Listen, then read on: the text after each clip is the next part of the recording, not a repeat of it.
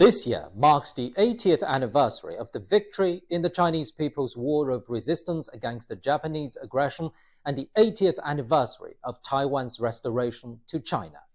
This significant historical juncture compels sober reflection on the historical culpability Japan bears toward the Chinese people concerning the Taiwan question.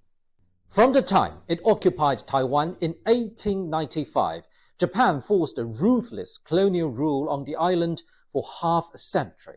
The atrocities committed by Japan in this period constitute one of the darkest chapters in Taiwan's history.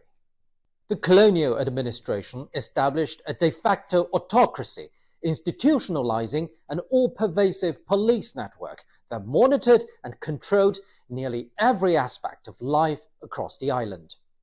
The fundamental rights of the Taiwan residents were systematically stripped away under this regime.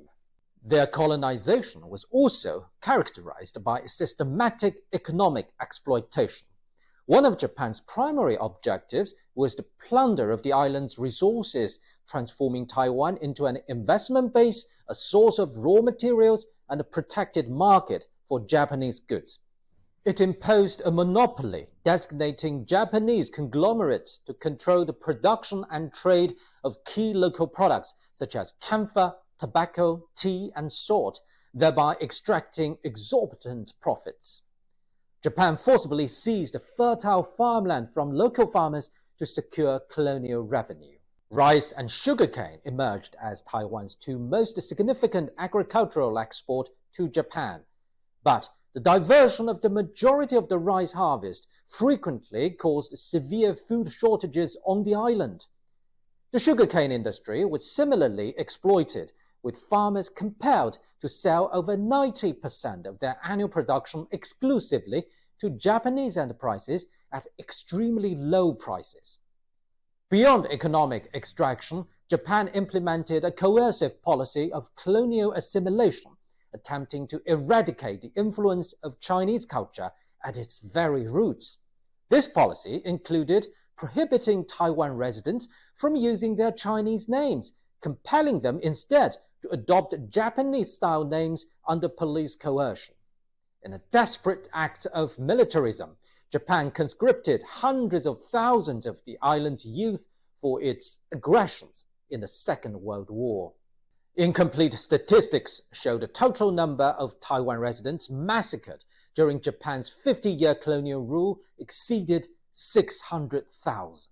It's against this backdrop of historical fact and international obligation that Japan's recent political conduct must be judged. At this sensitive historical moment, rather than reflect upon its criminal history and learn from its bitter lessons, Japan's Prime Minister Sanae Takaichi has instead made egregious remarks concerning Taiwan with hostility. Such actions constitute a profound attempt to intervene in China's internal affairs, negate the achievements of the victory in the War of Resistance, and fundamentally challenge the post-war international order, which was established in part to address the very aggression Japan perpetrated. The Taiwan question concerns China's core interests and the national sentiments of all Chinese people. Should Japan fail to immediately rectify its errors and retract these erroneous remarks, it must bear all the consequences.